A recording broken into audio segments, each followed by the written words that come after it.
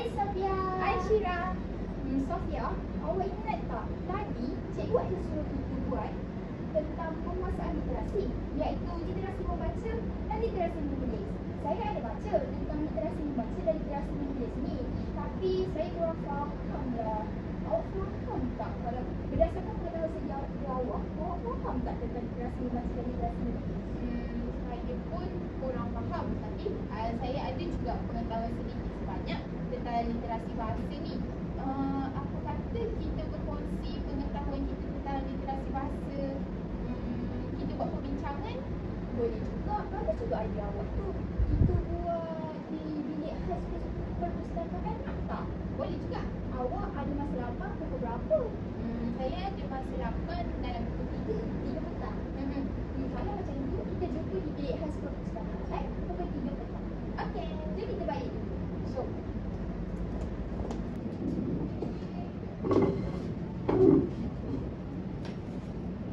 Assalamualaikum warahmatullahi wabarakatuh. Hari ini kami akan membentangkan subjek DMLE 1124 literasi bahasa. Kami akan melaksanakan tugasan kedua iaitu persembahan. Terlebih dahulu, kami ingin memperkenalkan dulu diri kami. Saya Nurul Syahira binti Narizam dari unit Bahasa Melayu 2. Saya Nur Safia binti Abdul Halim, juga dari unit Bahasa Melayu 2. Hari ini, kami akan melakukan perbincangan untuk menjawab persoalan iaitu literasi membaca dan literasi menulis dengan menghubung-kaitkan aktiviti dan bahan pengajaran. Baiklah Safia, ayo kita mulakan perbincangan kita pada hari ini. Safia, bolehkah kamu terangkan kepada saya berkaitan literasi membaca berdasarkan pengetahuan dan pemahaman awak? Boleh Syaira. Jadi, literasi membaca ini merupakan proses pembentukan dan pemberian makna terhadap bahan yang dibaca. Jadi, saya yakin yang membaca ini dapat meningkatkan lagi pengetahuan ataupun informasi.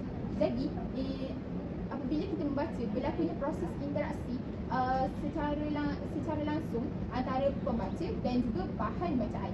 Selain itu, berlakunya juga interaksi secara tidak langsung antara pembaca dan juga penulis.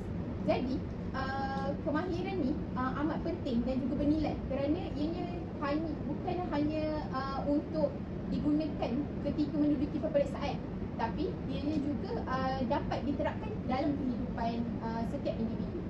Jadi, Syaira, terdapat pelbagai peringkat-peringkat prabacaan. Bolehkah awak terangkan peringkat-peringkat tersebut?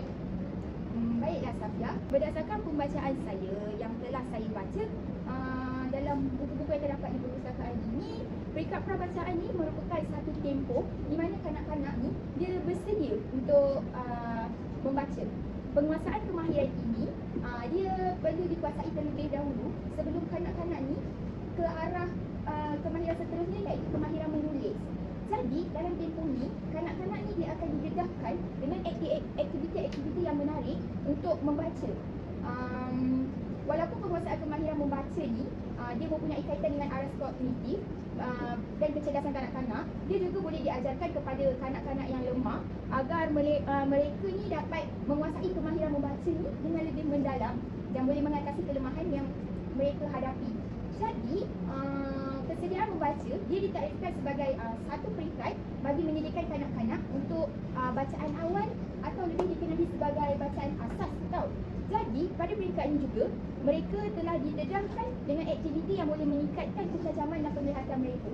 Dalam melakukan aktiviti ini, bukan hanya guru di sekolah sahaja memainkan peranan atau Safia, tapi ibu bapa di rumah juga perlu memainkan peranan dengan mengadakan bahan bacaan yang menarik, bahan bacaan yang sesuai dengan anak mereka.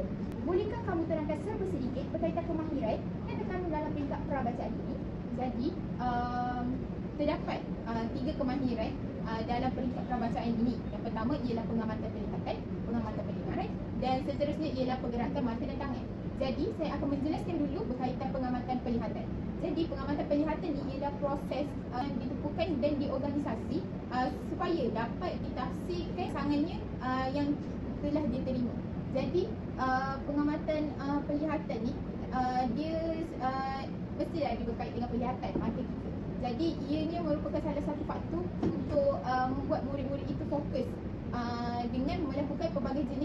aktiviti ataupun latihan. Jadi dengan adanya latihan-latihan perbezaan dan juga persamaan, mereka dapat meningkatkan lagi daya ingatan mereka terhadap suatu perkara dengan memasukkan elemen seronok dan juga menarik.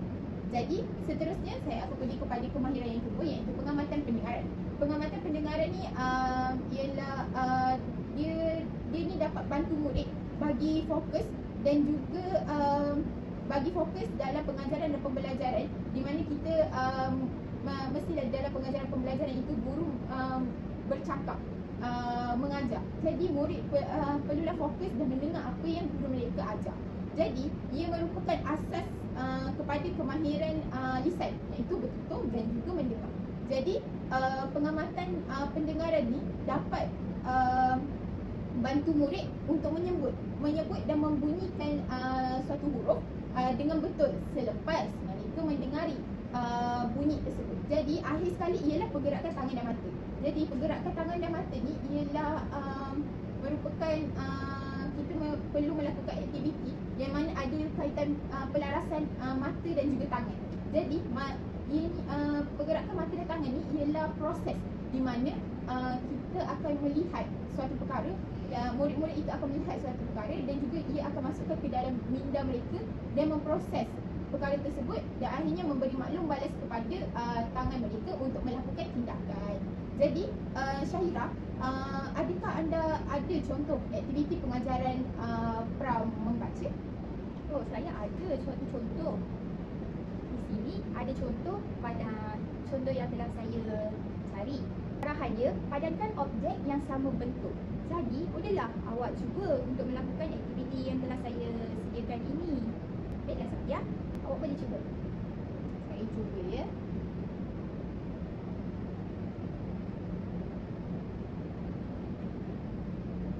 Okey, baiklah. Ini adalah salah satu contoh bahan pengajaran yang boleh dilakukan dalam aktiviti dalam peringkat prabacaan ini. Baiklah Safia, apa pula pendapat awak tentang contoh aktiviti pra membaca ini? Jadi saya ada menyediakan bahan mengajar fizikal yang boleh dikaitkan dengan perabacaan, iaitu kemahiran pengamatan penglihatan dan juga pendengaran. Mari kita lihat. Jadi ini merupakan bahan mengajar yang telah saya cipta. Jadi di sini kita dapat lihat yang terdapat pelbagai jenis kenderaan dan ianya boleh digerakkan. Jadi ini melibatkan aktiviti pengamatan penglihatan, di mana nanti saya akan bertanyakan soalan kepada murid untuk menyatakan apakah kenderaan yang sedang bergerak. Setelah itu saya akan menyediakan bunyi kenderaan ini dan murid perlulah meneka apakah bunyi yang mana satu bunyi kenderaan tersebut. Okey, mari kita cuba untuk suara yang tak.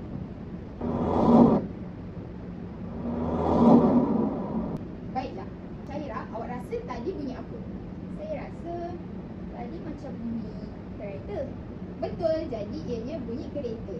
Jadi seterusnya kita akan pergi ke bunyi. Baiklah, tadi merupakan bunyi motosikal. Jadi apabila saya mendengarkan bunyi-bunyi ini kepada murid-murid, mereka akan meneka yang mana satu bunyi tersebut. Dan saya akan memberikan ganjaran jika mereka betul. Jadi boleh kita teruskan dengan peringkat mekanis? Boleh Safia? Takkan tak boleh. Peringkat mekanis ini dia terkenal dengan bacaan yang menggunakan suara yang suara atau nyaring dengan sebutan yang jelas, terang, berserta dengan intonasi dan gaya bahasa yang betul. Jadi, bacaan mekanis ni dia kebiasaannya dia dilaksanakan di peringkat kelas permulaan atau sekolah rendah. Tujuan pembacaan mekanis ni dia dilaksanakan untuk memastikan pembacaan kita ni cekap dan pantas menggunakan sebutan atau intonasi yang betul dan jelas serta bersesuaian. Seterusnya, dalam peringkat bacaan mekanis ni dia menggunakan tanda baca yang betul Safia. Seterusnya, dia dapat mengulas isi dalam bacaan. Apabila kita melakukan sesuatu pembacaan itu, kita dapat keluarkan semula apa yang isi yang terkandung dalam bacaan itu. Kalau awak ingat, satu ketika dulu waktu kita belajar bersama Cikgu Anura selalu kerap Cikgu Anura kerap menyuruh kita dan rakan-rakan sekelas membaca secara kuat. Hal ini kerana kini saya sudah faham mengapa beliau suruh kita melakukan perkara begitu. Untuk mengenal pasti laras bahasa yang kita gunakan, untuk mengenal pasti intonasi yang kita gunakan sama ada betul atau tidak. Seterusnya dia juga untuk mengenal pasti intonasi di mana kita menggunakan tanda baca yang betul seperti nokta, koma dan tanda seru. Oh, macam tu. Jadi banyak juga kepentingan untuk peringkat mekanis ini. Baiklah, saya akan teruskan untuk peringkat bacaan mentalis. Jadi, peringkat bacaan mentalis ni merupakan peringkat yang terakhir dalam literasi. Jadi sebelum murid-murid masuk ke dalam peringkat bacaan mentalis ini, mereka perlu menguasai terlebih dahulu peringkat prabacaan dan juga peringkat bacaan mekanis. Kerana peringkat bacaan mentalis ini antara peringkat yang sedikit sukar. Jadi saya akan terangkan bacaan mentalis ini merupakan bacaan senyap, iaitu baca di dalam hati bertujuan untuk menganalisis ataupun memperolehi informasi dan pemahaman daripada teks tersebut. Jadi aktiviti membaca mentalis ini ataupun bacaan senyap ini dilakukan secara individu kerana kita kan baca secara senyap. Jadi ianya tidak melibatkan individu lain, hanya kita yang baca dan kita yang faham. Jadi bacaan mentalis ini juga berfungsi untuk mendapatkan maksud kandungan yang dibaca. Jadi apabila murid membaca, mereka akan memikirkan situasi atau berimajinasi tentang jalan cerita dan juga membina kefahaman berdasarkan bahan bacaan tersebut. Jadi setelah mereka baca teks tersebut dan menganalisis, mereka akan menjawab soalan-soalan berkaitan dengan berkaitan dengan bahan bacaan yang telah mereka baca untuk mengetahui tahap pemahaman mereka terhadap bahan bacaan tersebut. Tapi bacaan mentalis ini juga perlu dilakukan dalam persekitaran yang kondusif lah, iaitu tidak bising dan sebagainya supaya mereka dapat fokus ketika membaca. Jadi adakah awak faham apa yang saya nyatakan sebentar tadi? Saya faham, Safia. Jadi seterusnya kita pergi kepada literasi menulis. Terlebih dahulu, saya ingin menerangkan kepada awak, Safia, apa itu literasi menulis. Literasi menulis ni merupakan proses memindahkan lambang-lambang bunyi yang bermakna dan dijadikan sebagai alat komunikasi harian. Jadi kemahiran menulis ni sememangnya perlu diajarkan kepada dia perlu diajarkan kepada kanak-kanak mengikut peringkat-peringkatnya tertentu supaya proses pengajaran dan pembelajaran mereka di sekolah menjadi lebih efektif. Jadi, kemahiran menulis ni juga penting bagi murid-murid untuk menduduki peperiksaan seperti peperiksaan bertulis. Tambahan lagi, tulisan juga merupakan lambang-lambang bunyi bahasa yang dipindahkan dalam bentuk grafik bagi melahirkan idea atau perasaan yang terdapat dalam diri atau minda seseorang. Jadi, mereka mengeluarkan idea dan perasaannya melalui penulisan. Jadi, bolehkah awak jelaskan kepada saya, Safia, peringkat pertama dalam literasi menulis ini? Baiklah. Jadi peringkat pertama dalam literasi menulis ini ialah pra-menulis. Jadi peringkat pra-menulis ini lebih dikenali sebagai peringkat persediaan untuk murid-murid sebelum mereka menulis. Jadi peringkat ini dia fokuskan kepada pergerakan otot-otot tangan dan jari dan juga koordinasi mata dan tangan. Jadi sebelum mereka menulis, mereka haruslah melakukan aktiviti-aktiviti ini supaya pada kemudian harinya mereka dapat menulis huruf-huruf dengan betul dan juga kemas. Jadi pada awal dia mereka akan menulis secara tidak terkawal seperti menconteng. Mereka tidak tahu lagi untuk menirukan. Jadi mereka akan menconteng terlebih dahulu. Itu sahaja merupakan latihan otot-otot jari dan tangan tanpa kita sedari. Selain itu juga latihan otot-otot tangan dan jari serta koordinasi tangan dan mata ini dilakukan seperti menggeliduk. Jadi murid-murid itu akan selaraslah mata dan pergerakan tangan dia. Jadi latihan ini akan melibatkan pergerakan tangan yang bebas, di mana mereka murid-murid ini dapat membiasakan diri dengan penggunaan alatan-alatan menulis dan mereka dapat menggunakannya dengan selesa ketika sudah masuk ke peringkat menulis yang seterusnya. Jadi Syahira, awak ada menyediakan tak apa-apa aktiviti bagi peringkat pramenulis ini? Saya ada sediakan satu aktiviti untuk peringkat menulis mekanis ini. Jadi Safia, di sini saya ada satu kertas. Saya ada 2 helai kertas di mana kertas ini mengandungi haiwan-haiwan yang hidup di dalam air dan hidup di dalam hutan. Jadi, terlebih dahulu saya akan mengenalkan haiwan-haiwan ini. Yang pertama, haiwan ini ikan, udang, kuda laut, harimau, singa, ular dan juga gajah. Jadi, setelah mengenali haiwan-haiwan yang hidup di hutan dan di air ini, arahan akan menjelaskan supaya awak untuk mewarna haiwan-haiwan ini. Setelah awak warna haiwan-haiwan ini, hasilnya akan menjadi seperti nampak lebih menarik lah. Jadi setelah selesai mewarna, awak dikehendaki untuk memotong gambar tersebut mengikut garisan hitam. Perkara ini dapat dilihat supaya ia dapat melatih otot-otot tangan mereka. Jadi setelah memotong, anda diberikan dua helai kertas, di mana kertas ini menunjukkan situasi di dalam air dan situasi di dalam hutan.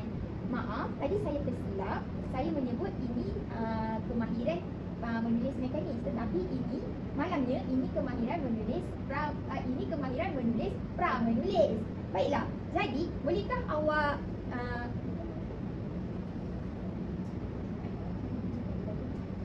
jadi setelah mendapat graf, awak boleh tampal haiwan ini mengikut habitatnya.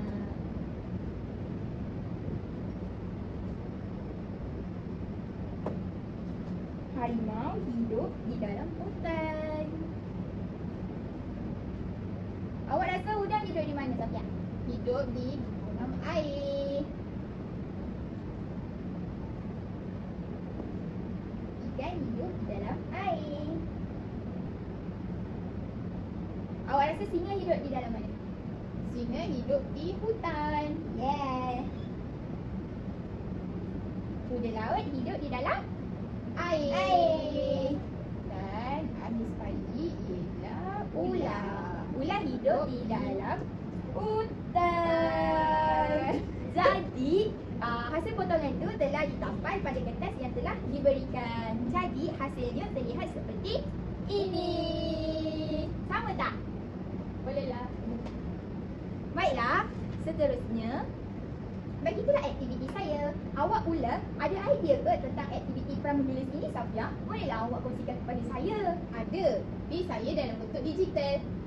Saya lupa yang memberitahu awak. Tadi saya punya bahan pengajaran fizikal. Ya. Sebab ia merupakan bahan maujud. Jadi ini merupakan teka-teki cantuman gambar ataupun kita kenali sebagai jigsaw puzzle dalam bahasa Inggeris. Jadi ini dapat ianya dapat melatih pergerakan otot-otot tangan dengan menggerakkan puzzle-puzzle tersebut seperti ini. Jadi mereka akan menggunakanlah peranti-peranti untuk melakukan aktiviti ini. Selain itu, ianya juga melibatkan penglihatan. Jadi ia dikelaskan sebagai pergerakan mata dan tangan. Jadi Syahira, apa kata kamu cuba menyelesaikan?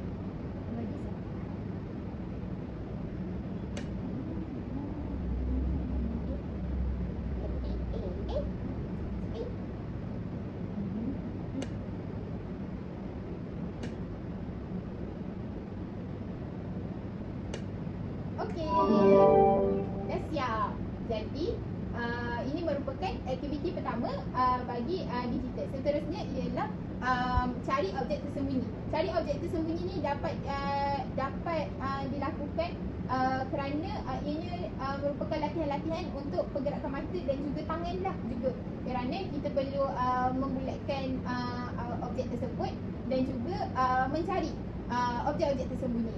Jadi Syahira, kau mau cuba? Boleh saja Safia. Ya, okey. Sekarang kau boleh buka. Ya, okey.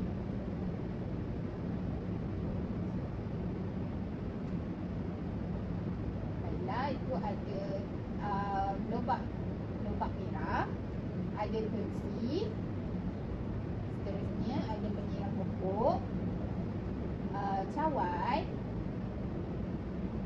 pasu bunga,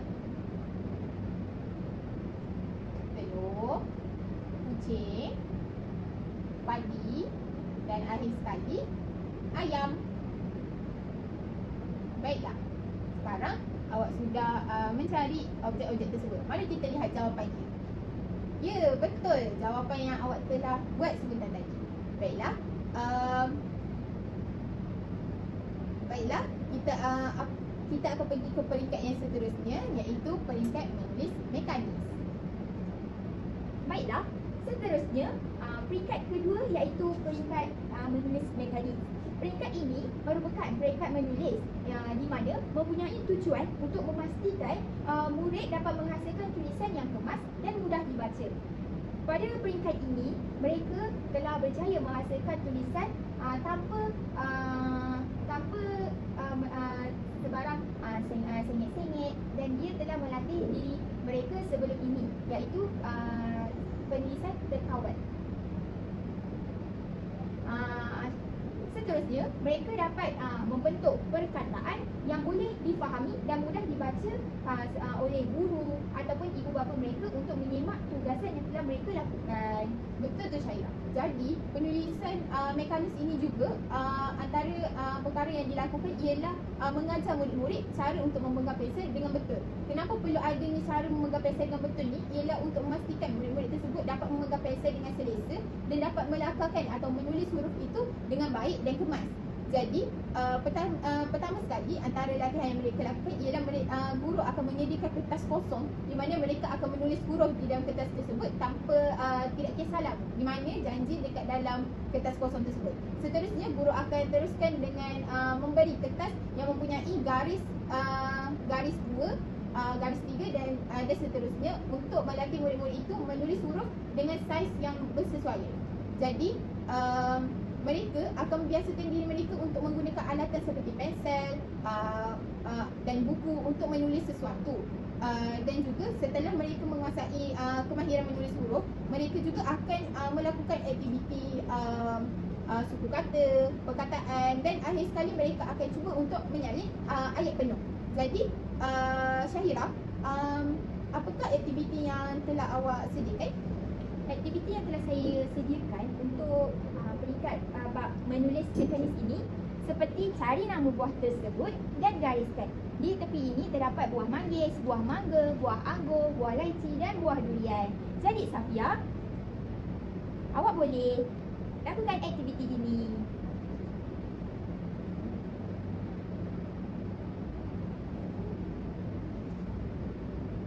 Itu apa Safia? Ini ialah manggis yang pertama. Baiklah, yang kedua ialah mangga. Yang ketiga anggur. Yang keempat laici. Laici. Yang Dan kelima terakhir ialah durian. durian.